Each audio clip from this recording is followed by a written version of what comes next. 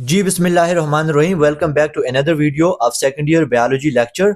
The chapter is homeostasis. आज की इस वीडियो के अंदर हम बात करेंगे फीडबैक मैकेनिज्म की, जो कि चैप्टर होम्योस्टेसिस का नेक्स्ट टॉपिक है। पिछली वीडियो के अंदर हमने होम्योस्टेसिस का जो बेसिक कॉन्सेप्ट है वो समझा था। आज की इस वीडियो में हम बात करेंगे कि होम्योस्टेसिस का जो प्रोसेस है उसको कैसे चलाया जाता है, कैसे इंटरनल कंडीशन को, जो बॉडी है उसकी इंटरनल कंडीशन को मेंटेन किया जाता है।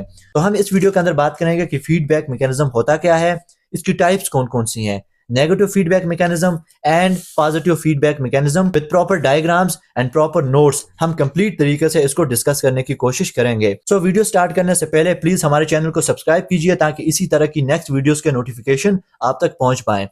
So let's started from feedback mechanism. अगर हम इसकी डेफिनेशन की बात करें तो a feedback mechanism is a regulatory system in which the output of a biological process influences the ability of the same process to maintain internal environment।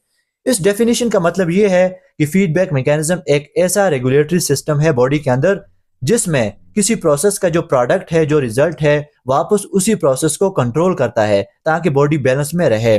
अब इस definition को हम एग्जांपल के जरिए समझते हैं। मान लीजिए हमारी बॉडी के अंदर जो ग्लूकोज है, ओके, जो हमारी बॉडी का ग्लूकोज लेवल है वो नॉर्मल से बढ़ चुका है। ये हमारे पास नॉर्मल लाइन है और इससे ग्लूकोज का लेवल बढ़ चुका है। अब इसको नॉर्मलाइज करने के लिए हमारे जो पेनक्रियास है वो इंसुलिन को रिलीज करेगा। ओके, इंसुलिन हमारी बॉडी में रिलीज होगा, जो पेनक्रियास है वो इंसुलिन को रिलीज करेगा। अब जैसे इंसुलिन रिलीज होगा तो ये दोबारा से ग्लूकोज का लेवल नॉर्मलाइज करेगा, कम करेगा, और जैसे ये ग्लूकोज का लेवल दोबारा से नॉर्मल हो जाएगा, बैलेंस हो जाएगा, तो ये जो इंसुलिन है ये दोबारा अपने आप को कंट्रोल करने के लिए, यानी कि इंसुलिन की जो सिक्रीशन है उसको इनहिबिट करने के लिए ये एज अ सिग्नल काम करेगा, और जो ब्रेन है वो डिटेक्ट करेगा कि इंसुलिन की कंसंट्रेशन बॉडी में बढ़ चुकी है और जो ग्लूकोज है वो नॉर्मल हो चुका है, लिहाजा इंसुलिन की प्रोडक्शन को दोबारा से इनहिबिट किया जाए। तो यहाँ पे आप देख सकते हैं कि जो प्रोसेस था उसी का प्रोडक्ट जो है दोबारा अपनी कंसंट्रेशन को इनहिबिट करता है। अब हम इसकी इंपॉर्टेंस की बात करते हैं कि इसकी इंपॉर्टेंस क्या है। तो आप जानते हैं कि फीडबैक मैकेनिज्म बहुत ही इंपॉर्टेंट है, क्योंकि होम्योस्टेसिस का जो प्रोसेस है वो फीडबैक मैकेनिज्म के जरिए ही रेगुलेट होता है। Feedback mechanism are essential to maintain homeostasis, keep internal condition stable.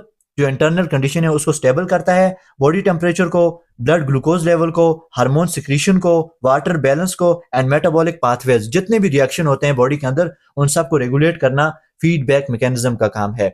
Next हम बात करते हैं कि फीडबैक मैकेनिज्म की टाइप्स कौन कौन सी हैं। तो बेसिकली हमारे पास हैं दो टाइप्स फीडबैक मैकेनिज्म की। फर्स्ट टाइप है negative feedback mechanism and positive feedback mechanism.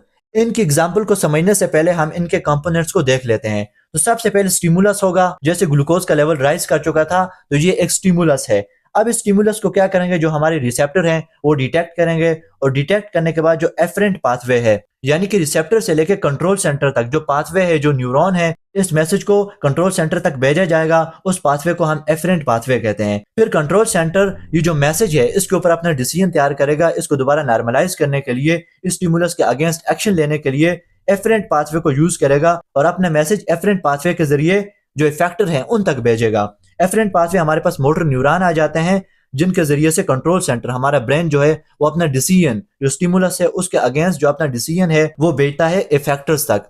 फिर इफेक्टर्स के अंदर हमारे पास या तो मसल आ जाते हैं या ग्लैंड्स आ जाते हैं, जो कि उस स्टिमुलस के अगेंस्ट अपना काम करेंगे। तो एज अ रिजल्ट हमारे पास जो रिस्पॉन्स है वो शो होगा, और जो इम्बैलेंस थी बॉडी के अंदर उसको दोबारा से नॉर्मलाइज करने की कोशिश की जाएगी। अब बात करते हैं component of positive feedback mechanism की। तो सेम यही प्रोसेस यहाँ पर होता है, लेकिन जो रिस्पॉन्स है, यहाँ पे जो रिस्पॉन्स था नेगेटिव फीडबैक मैकेनिज्म के अंदर, ये स्टिमुलस के अगेंस्ट शो होता है। फॉर एग्जांपल बॉडी के अंदर कोई चीज नॉर्मल से बढ़ रही है तो उसको दोबारा से नॉर्मलाइज करके बैलेंस कर दिया जाता है, या फिर नॉर्मल से कम हो रही है तो उसको दोबारा से ज्यादा करके नॉर्मल कर दिया जाता है नेगेटिव फीडबैक मैकेनिज्म के अंदर। लेकिन जो पॉजिटिव फीडबैक मैकेनिज्म है, यहाँ पे जो स्टिमुलस है उसके फेवर में काम किया जाता है। The output that increase the original stimulus, जो स्टिमुलस है उसको कम करने की बजाय उसको मजीद बढ़ा लिया जाता है। अब इनको हम एग्जाम्पल के जरिए समझते हैं कि कैसे नेगेटिव और पॉजिटिव फीडबैक मैकेनिज्म अपना काम करते हैं। तो अब हम बात करते हैं नेगेटिव फीडबैक मैकेनिज्म का जो एग्जाम्पल है उसकी।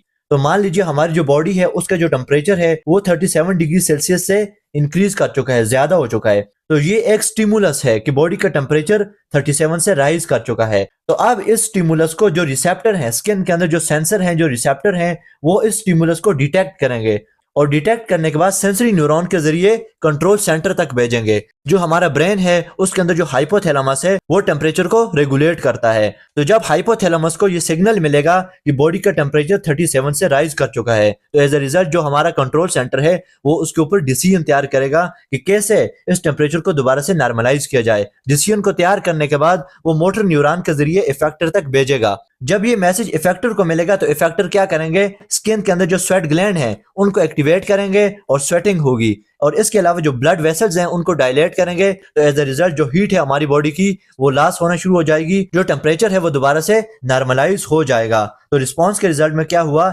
इंक्रीज हीट लॉस, जो हीट है उसको बॉडी से लॉस किया गया in the form of sweating, और एज अ रिजल्ट क्या हुआ, बॉडी टेम्परेचर ड्रॉप्स, जो बॉडी का टेम्परेचर है उसको दोबारा से कम करके 37 डिग्री सेंटीग्रेड तक लाया गया। तो इस तरह से जो नेगेटिव फीडबैक मैकेनिज्म है वो काम करता है, यानी कि कोई चीज जब नॉर्मल से बढ़ जाए तो उसको दोबारा से कम करके नॉर्मल किया जाता है, अगर कोई चीज नॉर्मल से कम हो जाए उसको दोबारा से बढ़ा के नॉर्मल कर लिया जाता है, बैलेंस कर लिया जाता है, यानी कि स्टिमुलस के अगेंस्ट काम होता है। तो ये है हमारे पास नेगेटिव फीडबैक मैकेनिज्म।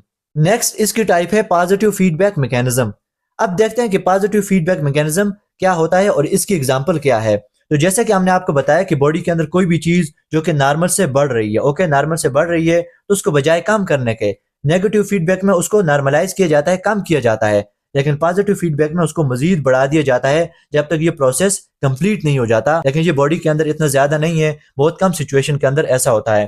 तो ये हमारे पास मैकेनिज्म है जो कि हमने डिस्कस भी किया है कि कोई भी स्टिमुलस होगा उसको रिसेप्टर डिटेक्ट करेंगे और एफरेंट पाथवे के जरिए, न्यूरॉन के जरिए कंट्रोल सेंटर तक भेजेंगे। फिर एफरेंट पाथवे के जरिए, जो एफरेंट पाथवे है जिसके अंदर न्यूरॉन्स भी आ जाते हैं, मोटर न्यूरॉन, या फिर ब्लड के जरिए, जो हार्मोन है वो ब्लड के जरिए ट्रेवल करते हैं, और कंट्रोल सेंटर की ये जो कमांड है वो एफरेंट पाथवे के जरिए जब इफेक्टर तक पहुंचती है, मसल्स एंड ग्लैंड तक पहुंचती है, तो एज अ रिजल्ट फिर रिस्पांस शो किया जाता है स्टिमुलस के फेवर में। ये हमारे पास एग्जांपल है बेबी बर्थ की, कि जब बेबी की बर्थ होती है तो एज अ रिजल्ट क्या होता है, head of baby pushes against cervix, जो सर्विक्स की वॉल्स हैं, जो यूटीराइन वॉल्स हैं, इनके ऊपर इसका जो हेड है, जो बेबी है उसका जो हेड है वो प्रेशर एक्सर्ट करता है, फोर्स जनरेट करता है। तो एज अ रिजल्ट यूटीराइन वॉल्स के अंदर सेंसर लगे होते हैं, रिसेप्टर होते हैं, और ये रिसेप्टर इस स्टिमुलस को, इस चेंज को डिटेक्ट करने के बाद कंट्रोल सेंटर यानी कि ब्रेन के पास भेजेंगे, और brain stimulates pituitary gland to secrete oxytocin. Brain जो है वो पिट्यूटरी ग्लैंड को कमांड देगा कि ऑक्सीटोसिन हार्मोन को रिलीज किया जाए।